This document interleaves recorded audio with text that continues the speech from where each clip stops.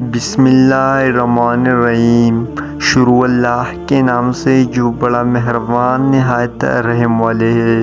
السلام علیکم محترم ناظرین، میں اللہ سے امید رکھتا ہوں کہ آپ سب خیر و عافیت سے ہوں گے۔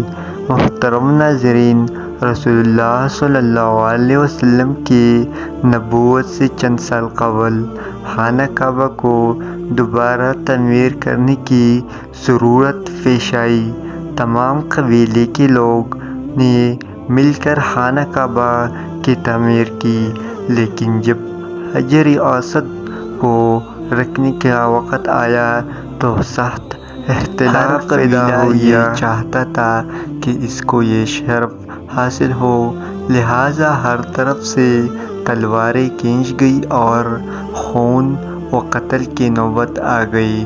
جب معاملہ اس طرح نہ سلجھا تو ایک بوڑھے شخص نے یہ رائے دی کہ کل صبح جو شخص سب سے پہلے حرم میں آئے گا وہی اس کا فیصلہ کرے گا۔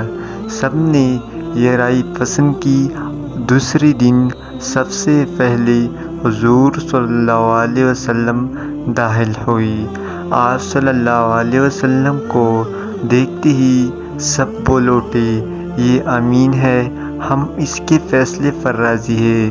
آپ صلی اللہ علیہ وسلم نے ایک چادر منگوائی اور حجر اسود کو اس پر رکھا اور ہر قبیلے کے سردار سے چادر کے کونے پکڑوا کر اس کو کعبہ تک لے گئے اور آپ نے ہاتھ سے حجر اسود کو اس جگہ رکھ دیا۔